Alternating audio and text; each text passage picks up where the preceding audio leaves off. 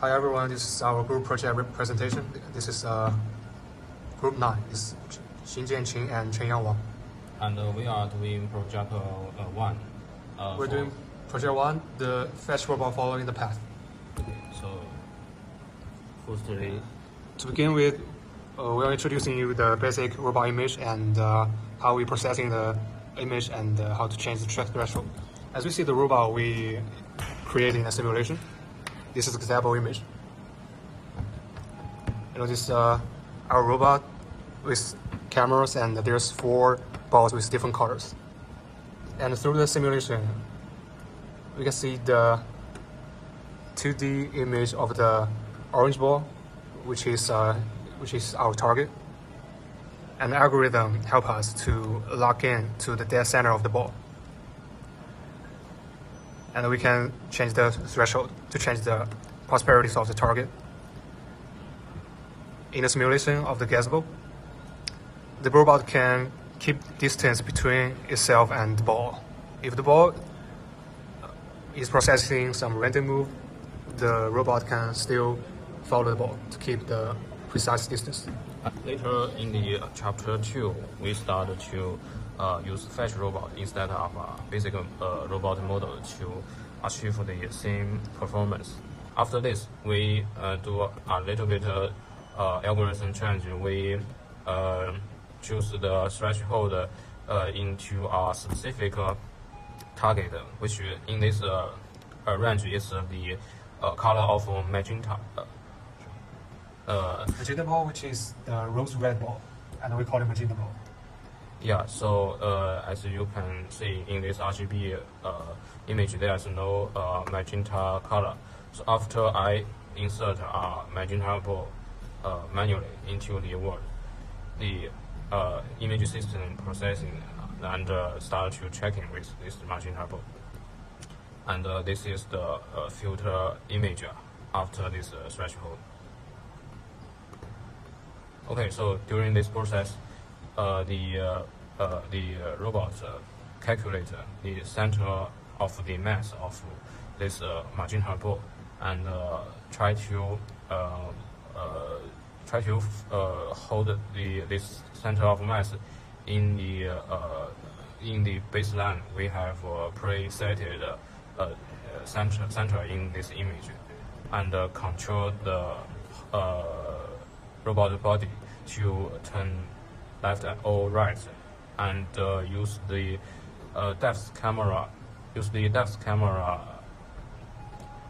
data to get the distance which between the robot and the magenta ball to get its correct forward velocity. It can be negative to maintain the distance between magenta ball and the robot.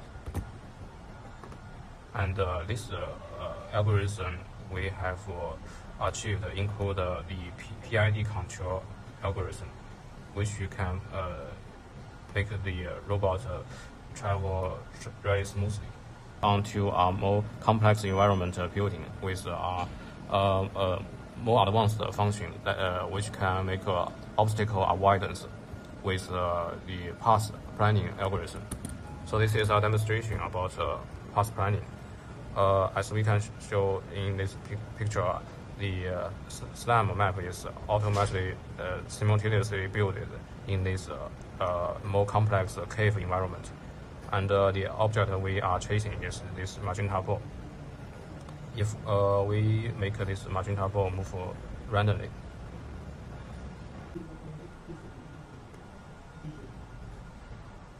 you can see the navigation point is automatically being updated with the ball position.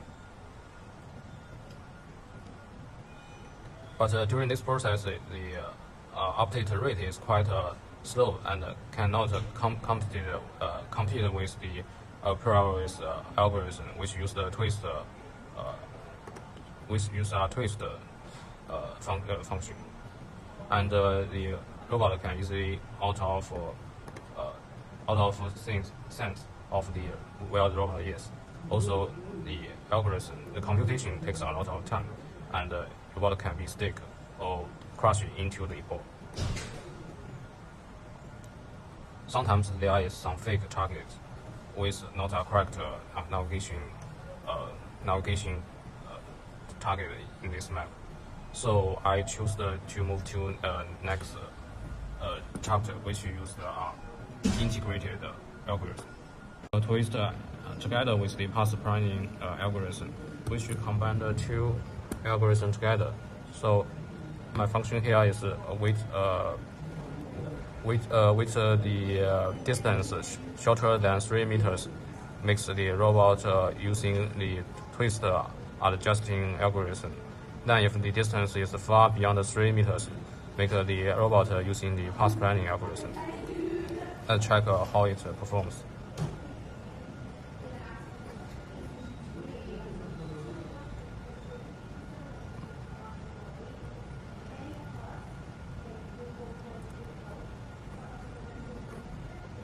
So in this demonstration, the magenta ball is put far away from the camera, which the depth camera cannot be seen. As we use the keyboard, try to move it manually towards the magenta ball. After the depth camera can get a good result of the magenta ball, it will build a map navigation towards the roughly onto its ball. Then use the algorithm of the twist adjusting, which control the robot turn left or right, and the forward speed. It can trap the ball in the middle of the vision quite smoothly.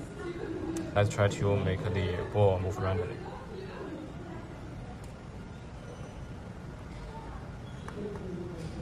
As you can see, the ball is within the distance range of 3 meters, so the robot chose to use the twist adjusting algorithm.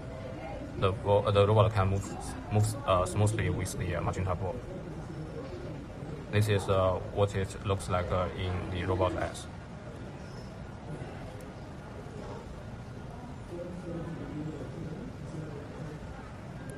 And with more advanced function, like we can insert multiple targets into this system. We can handle the multiple target as we use the point-to-point navigation procedure to let the robot to go from the previous ball to another ball. For improvements, we think we can use A more complex image such as a QR code or checkboard target, and we can use the YOLO algorithm project detecting to get more various functions in the future. And by the way, the reason why we choose the magenta color, aka rosy red color, because in a noisy environment, there are a lot of other colors. We chose the target for the rose red because it is rare in the natural world and easy to be distinguished in the world. It has characteristic values that are not easily confused, which with other colors, which can help us achieve very good recognition effect. This is a demo of the target billboard we make for magenta ball. So as you can see, this color in the environment is very recognizable and unique, and the robot can easily filter it out with some threshold single color method. And thanks for your watching. That's all of our presentation. Bye. Yeah, that's pretty much it. Thanks.